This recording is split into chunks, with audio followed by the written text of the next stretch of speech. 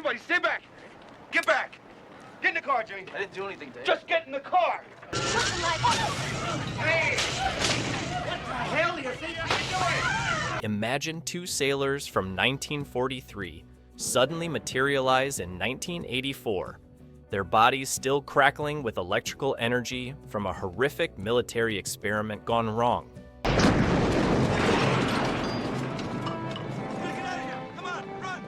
They're witnessing a world transformed by the very technology that ripped them from their own time. The Philadelphia experiment opens with this mind-bending premise, yet somehow audiences never fully bought the ticket for this temporal nightmare. When the Philadelphia experiment hit theaters in 1984, it landed smack in the middle of sci-fi's golden era.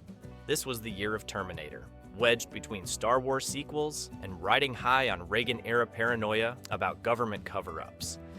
Good God, there it is. It had everything going for it. A compelling conspiracy theory rooted in alleged World War II naval experiments, timely themes about military overreach, and that irresistible time travel hook that audiences couldn't get enough of. With a modest $6 million budget, the film managed to scrape together just over $8 million at the box office. That underwhelming performance killed any franchise dreams and sent it straight to late-night cable purgatory. So, what went wrong? How did a movie with such a fascinating premise and perfect timing fail to launch? That's it, sailor. I'll blow his head off. At this point, we'll have the chance. Today, we're diving deep into why the Philadelphia experiment had all the right ingredients, but couldn't stick the landing. Let's start with what the film actually got right. The Philadelphia experiment's technical achievements were surprisingly solid for a $6 million budget. The teleportation effects might look quaint now, but in 1984, they were genuinely unsettling. Watch the opening sequence where sailors phase in and out of reality aboard the USS Eldridge. The flickering bodies, the electrical crackling, the way metal bends and warps around them. It's effective because it feels dangerous and unpredictable. Director Stuart Raphael knew he couldn't compete with industrial light and magic. So, he got creative. The time displacement sequences rely on practical effects and clever editing rather than expensive optical work. When David and Jim materialize in the Nevada desert, disoriented and confused, the camera work sells their temporal vertigo better than any special effect could. The desert becomes this liminal space where past and present collide. The film's visual language tells its own story. The 1943 sequences are all navy blues and steel grays. Cramped ship corridors, harsh industrial lighting. Everything feels heavy and mechanical. Then we jump to 1984 and suddenly it's all neon and chrome. Wide open spaces, sterile laboratory environments. The contrast isn't subtle, but it works. It reinforces how alien this new world feels to our displaced protagonists. But here's where things start falling apart. The movie had serious production challenges that showed on screen.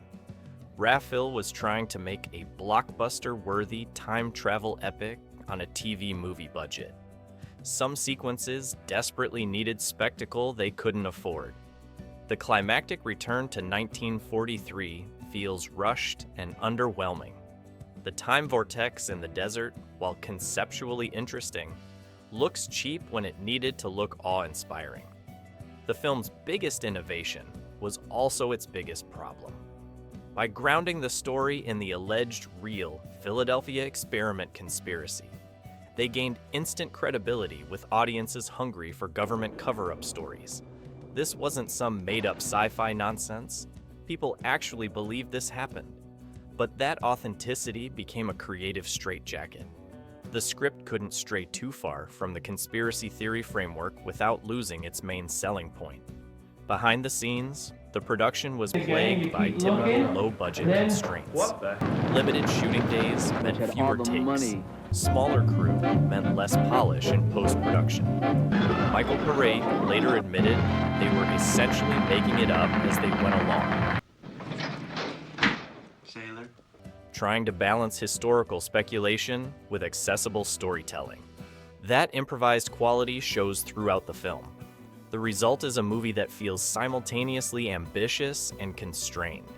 You can see what they were reaching for, but you can also see exactly where the money ran out. It's competent B-movie filmmaking that desperately wanted to be something bigger. The performances in the Philadelphia Experiment reveal both the film's potential and its fundamental problems. Michael Paré anchors the movie as David Hurdig, the displaced sailor trying to navigate 1984. Paré commits fully to the role. Watch him in those early scenes after the time jump. The confusion feels genuine. The way he stares at a simple vending machine like it's alien technology. His growing panic as he realizes he's 40 years in the future. Paré sells the fish out of water concept better than the script deserves. But here's the issue. Paré lacks the charismatic screen presence needed to carry a potential franchise. He's competent, even compelling at times, but he's not Harrison Ford. He can't make exposition feel natural or transform generic dialogue into memorable lines. When the film needed a star to elevate the material, Paré could only meet it halfway. Nancy Allen brings legitimacy as Allison, the woman who becomes David's guide to the modern world. Allen was coming off RoboCop and had serious sci-fi credibility. She grounds the more outlandish elements through her naturalistic performance. But her character feels more like a plot device than a person.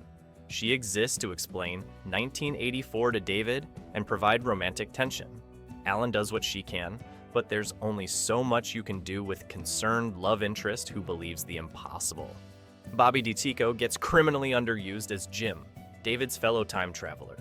DiCicco had genuine comedic chops that could have lightened the film's often ponderous tone. The few moments where he gets to play the culture shock for laughs are genuinely funny. But the script sidelines him for most of the runtime, wasting an opportunity to balance drama with humor. Eric Christmas plays the aged scientist who connects both timelines.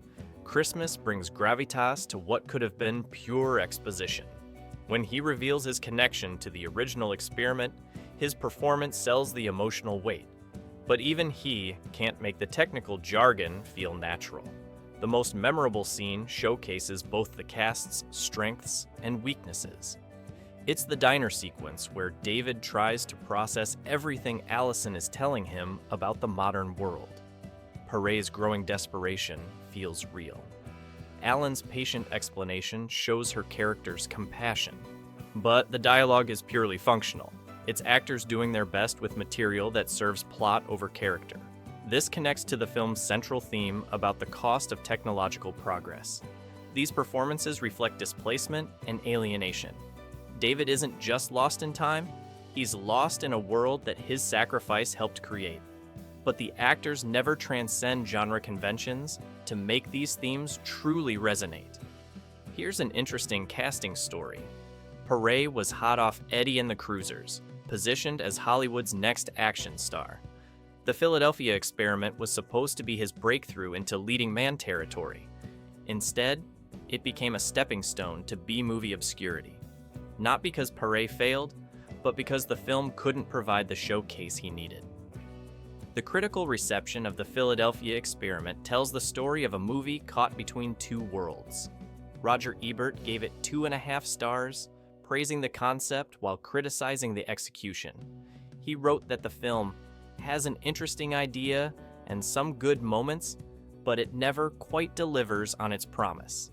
That lukewarm response was typical. Critics could see what the filmmakers were reaching for, but they couldn't ignore how often it fell short. Variety was harsher, calling it a modestly budgeted sci-fi entry that generates little excitement. The Hollywood Reporter noted the film's ambition, but found it undermined by pedestrian direction and a script that can't decide what it wants to be. The consensus was clear: good concept, poor execution. Audiences were equally divided. The film opened in 6th place at the box office, earning just $2.4 million in its opening weekend.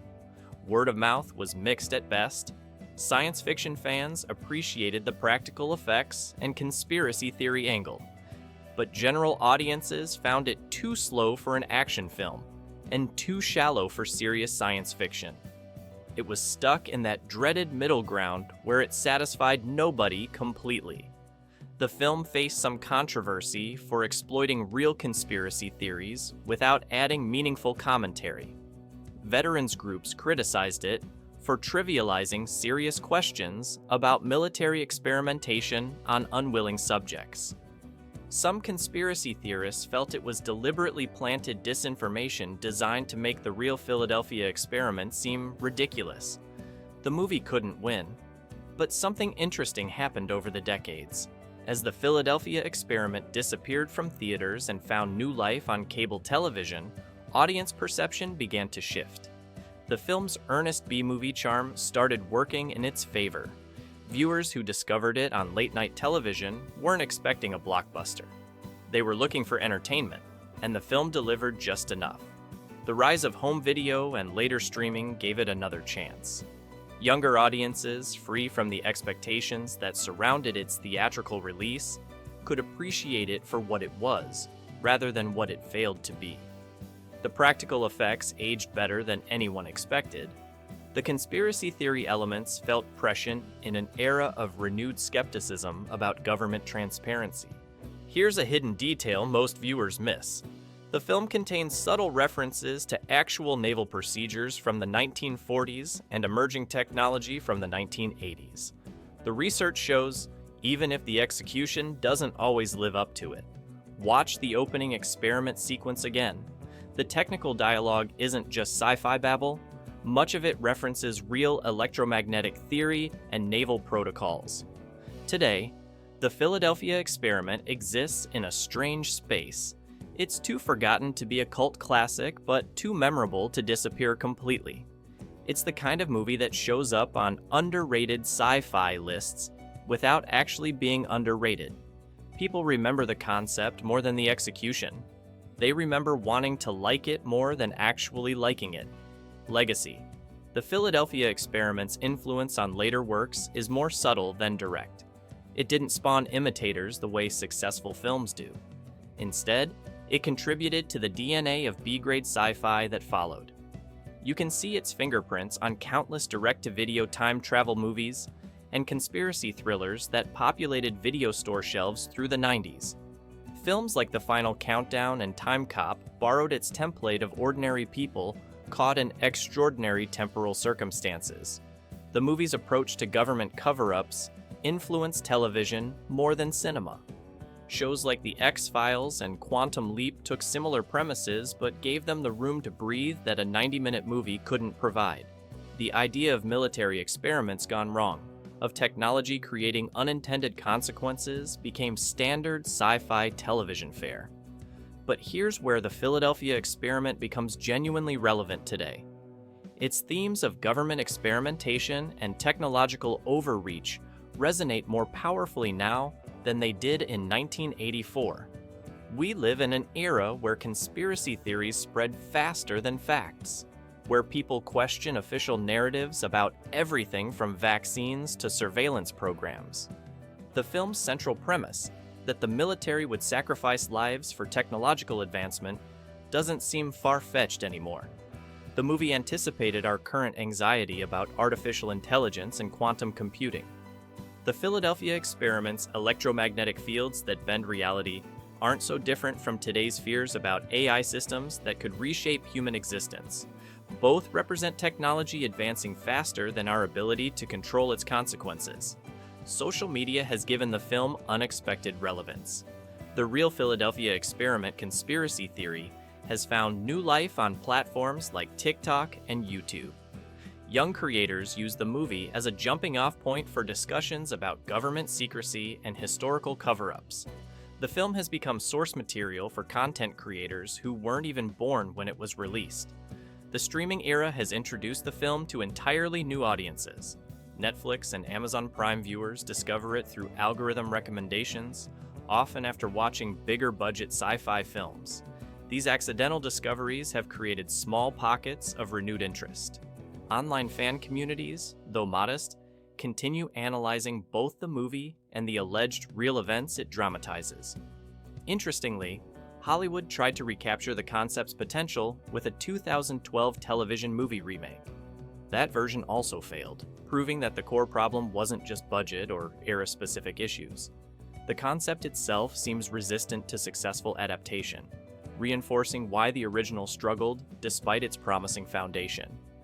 The Philadelphia Experiment exists today as a cultural artifact that's more referenced than watched.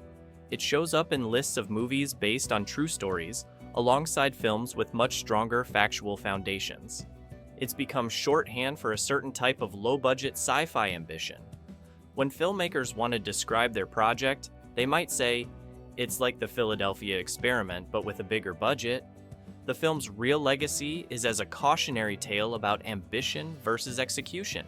It had all the right ingredients: a compelling real-world mystery, timely themes about government accountability, a high-concept premise that could have launched a franchise, but it couldn't overcome the limitations of its budget, script, and direction. The Philadelphia Experiment isn't just a failed sci-fi film. It's a case study in how good ideas need great execution to achieve lasting impact. It's a reminder that in Hollywood, having the right concept at the right time isn't enough. You need the resources, talent, and luck to bring that concept to life in a way that resonates with audiences. What do you think? Could the Philadelphia Experiment have succeeded with a bigger budget and stronger script? Or was it doomed by its TV movie approach to blockbuster concepts?